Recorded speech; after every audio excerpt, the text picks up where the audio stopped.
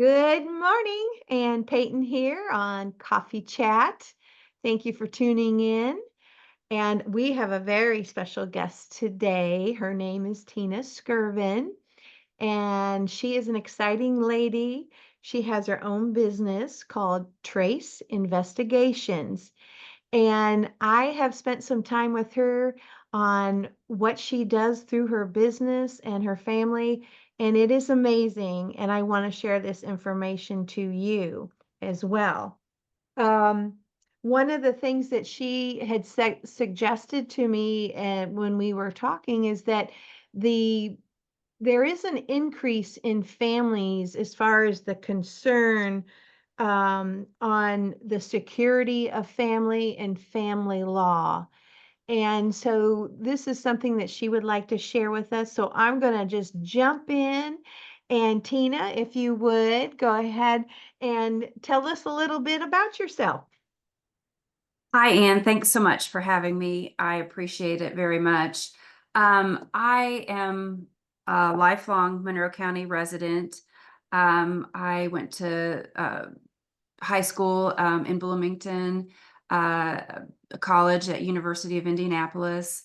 I started my legal career with a local law firm in the mid 90s. And from that, I went to the Monroe Circuit Court. And I worked for Judge Kenneth Todd for almost 17 years. I've also worked with Trace Investigations since 2008. So the jobs overlapped for about 6 years. I worked both jobs. But I left the county and went full time with Trace in 2014. And so I've been full time with them since then, and then just recently took over as owner in January of 2024. Congratulations on that. You've Thank been a you. busy woman. Yeah. Yes, busy is pretty much my lifestyle. Pretty much your lifestyle. And I know you have a family as well and a granddaughter, right? So, Yes, her name is Charlie. She just turned 3 in July, and she is very active and just a beautiful little free spirit soul. She's a joy to be around. oh, that's awesome. That makes it all worthwhile, doesn't it? Yes, yes, she brings a lot of joy. That's wonderful. Well, I know when we met for lunch, I asked you a lot about your business. And for someone who might not be involved in that realm, it was really interesting. And I think our audience would definitely like to learn more. So tell us a little bit about how Trace Investigations works. At Trace, we do a variety of different types of investigations. You could go to our website at traceinvestigations.com and just look through the various types of investigations that are available through Trace. What I wanted to specifically talk with you about today is how Trace can help not only individuals but families in general, and we can do that through your attorney, which is primarily our caseload is primarily attorney clients, but also for pro se individuals who are dealing with something and might not be able to afford an attorney, but is family type remedies for individuals who, primarily with children, but, there's also, we get calls about concerns about a spouse in various situations.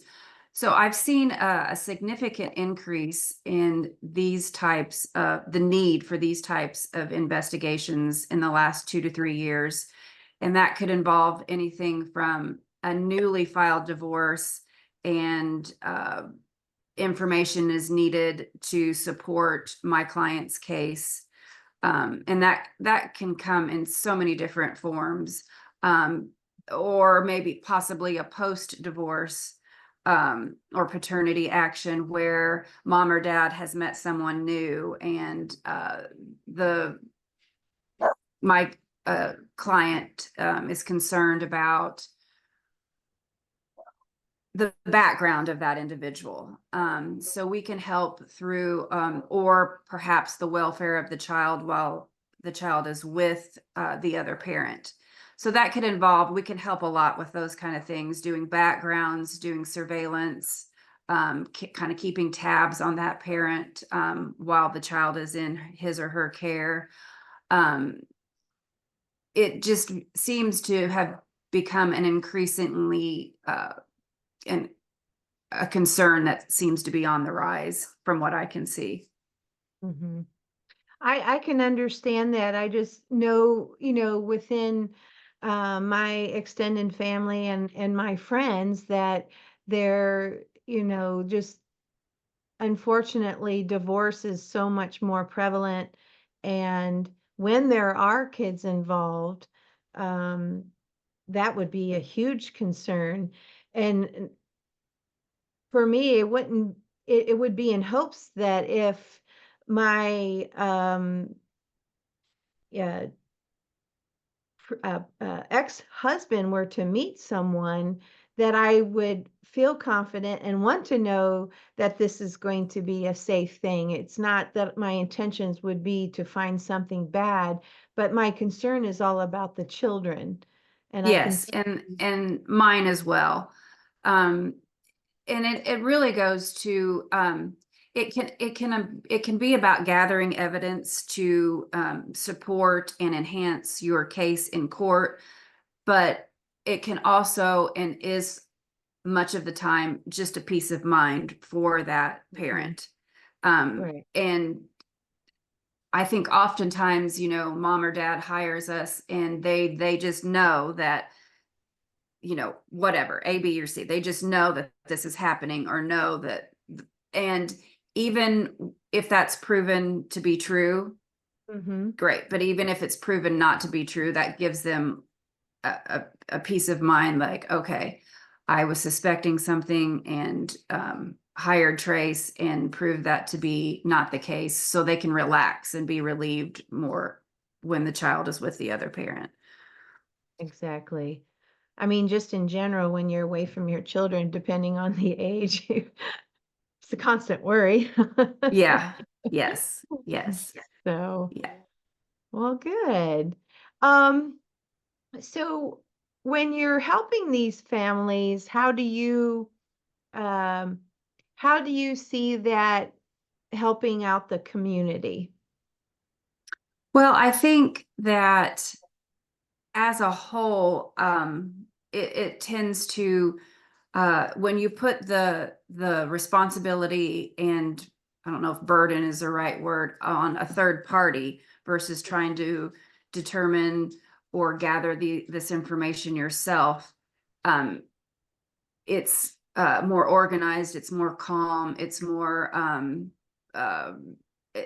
people in dire situations or in emotional type situations that this can sometimes cause reactions that aren't necessarily healthy for the individuals involved, or law enforcement is involved at times if it gets out of hand, um, or the courts, burdening the courts with extra work that someone like a business like Trace can kind of calm those concerns by us doing an independent investigation rather than these individuals trying to handle it themselves.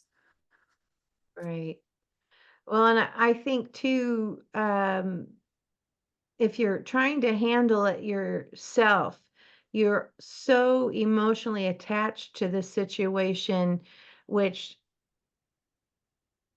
I would say, just based on humanity, that it's hard for us to not be biased or um, add things that we're thinking, well, I saw this, so this means this is happening. Whereas with someone that is outside of that whole emotional realm of the family, can better uh, scrutinize the information to show that this is good, this is one area of concern, and so on. Would you say that as well. Yes, for sure. It just it you for those of us who have children can imagine, what that concern might be like. A lot of us have probably experienced it, but for those who haven't, just, kind of put yourself in those shoes of when your child leaves your home and uh, could be with a parent who has substance abuse problems or who has um, maybe doesn't spend the time that's designated with the child for particular parenting time, either weekend or an overnight or whatever. And rather than spending time with the child on their, uh, the time that's been given to them, the child might go to grandma or might go to a friend's house or might go to, um,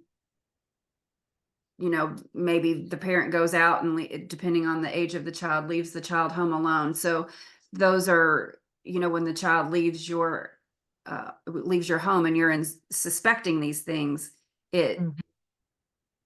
it definitely puts a calming to the situation. I can't tell you how many times a client has said, I'm so thankful that you're there and that you're watching, so I know that nothing bad is going to happen while, Right. my child is away from home. Hmm. Now, I know you can't talk specifically about cases, but are there some generalities out of your experience with families that seem to be common? And then also, along with that, maybe a suggestion on maybe steps to help with that, or um, things to do before it gets too, Yeah, outlandishly involved. one piece of advice, and I know most family law attorneys give this advice as well, and it can be very important and very it carries a lot of weight at times when you're in the courtroom during a proceeding where the parties can't agree, and so a hearing is necessary for a judge to decide what's going to happen. Is to journal, keep a journal of all activity. If mom is supposed to pick up uh, the child on Friday at 6 and has a habit of not showing up or showing up late, or if they attend extracurricular activities or not, or if they attend doctor's appointments or not. Keep a journal of all of these types of events that can happen and that concern the child, and which can play into which parent the child is best suited to be with full time. So I would highly suggest journaling, keeping a calendar of that. I've seen it in court many times where you don't have to. It's more than like a generalized statement. Well, he never comes to a baseball game, or he doesn't show up for any of the school activities, or he's missed 3 visitations over the past 6 months, whatever the case might be. If you have Mhm. the dates and times and maybe even some correspondence between uh, the two parents is certainly helpful. And of course, I think it should go without saying, but it Better to still say it. happens too much, is to not make unkind remarks about the other parent in the presence of the child. That just causes so much confusion and hurt on within the child that it's really unnecessary. I mean, I see that so much, and it hurts my heart to see that for the children Mhm. to have to do that. So I would strongly encourage parents that are going through something that and you can't agree with the other parent to refrain from doing that kind Right. of thing. Yeah, that should go without saying, but I hear it all the time. Uh, Yeah. You're doing And more it's damage. I know the intention is to hurt the other parent, but you're really doing more damage to the child. to the child than to the parent. Exactly. And then they, whether they understand it, depending on their age or not, they eventually will understand what you were saying. And, unfortunately, that shines a negative light on you as the parent Yeah, that is bad mouthing or calling the other parent by names. And it's right. just not helpful at all, you know. No, it's not. And that can spiral into other problems if, the child is old enough to say, mom said this or dad said that. And Mhm. then you've got some retaliation going on, and that just fuels the ugly fire. So right off the top of my head, those are the two things that come to mind as far as things that you can do to help things um, become more peaceful for the child. Right. And do you find that a lot of times, depending on how the parents agree or work things out, whether in the court or not, just how it can, I, I kind of lost my train of thought there. Happens to um, me all the time, man.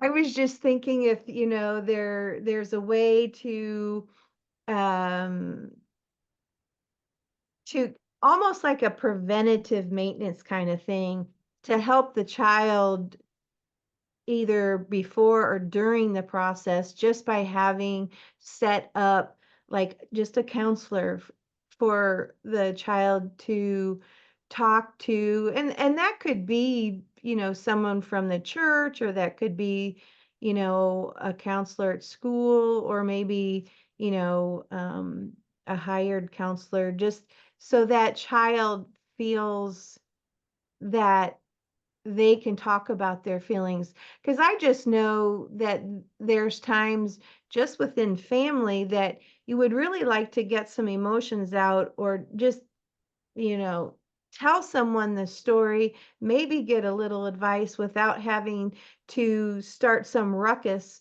amongst the extended family. Does that ever happen?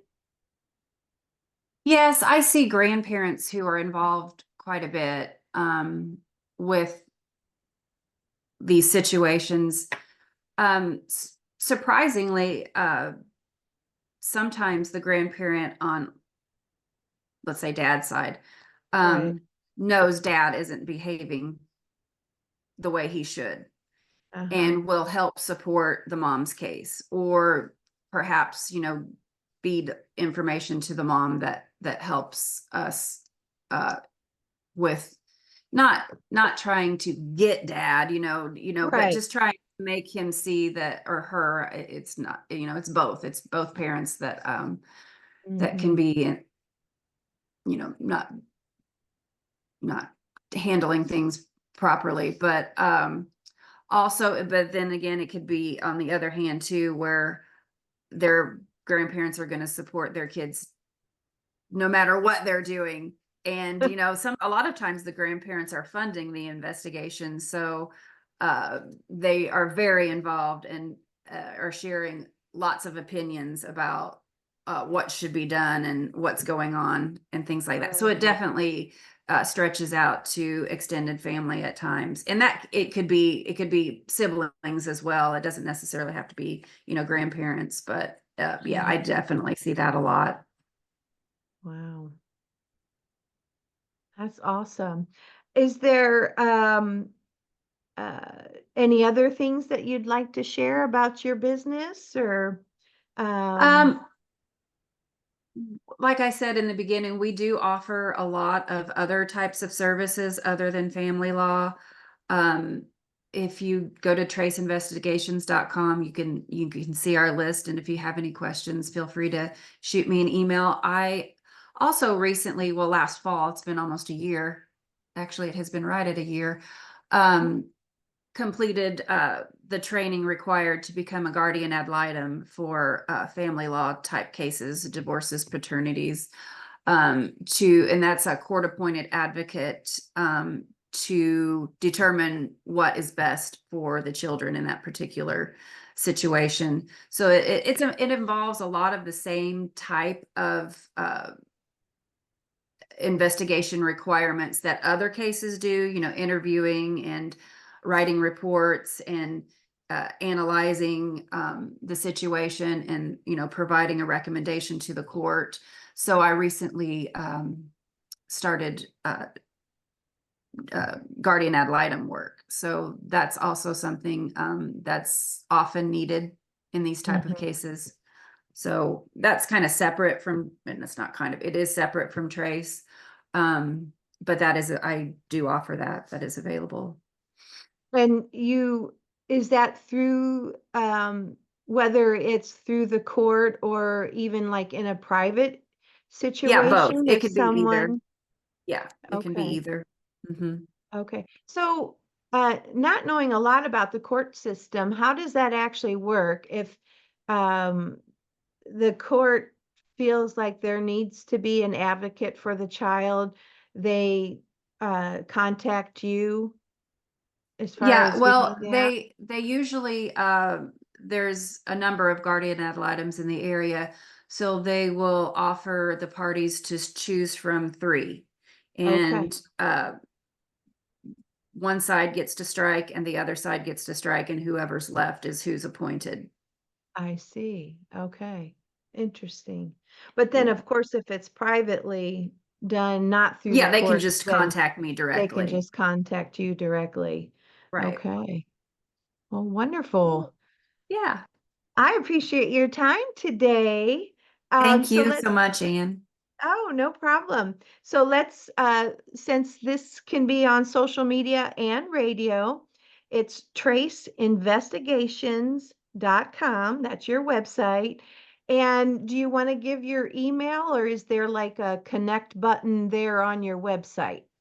There is a contact page. I think it's Okay. actually at the bottom of each page, but yeah, no problem. My email is tina@traceinvestigations.com, and that's on the website as well. So Okay. you're welcome to email or call at any time, and I'd be happy to help. Awesome. Well, I've certainly enjoyed getting to know you better over the last couple months, and what you do for business is invaluable. And I know just from talking with you that you've helped a lot of families, and in general, that helps our community. So I encourage you all that may be in the need of some of these services to reach out to Tina and or check out her website and give her an email if you have any specific questions. So thank you for tuning in, and we will see you at the next coffee chat. Thank you. Thanks, Anne.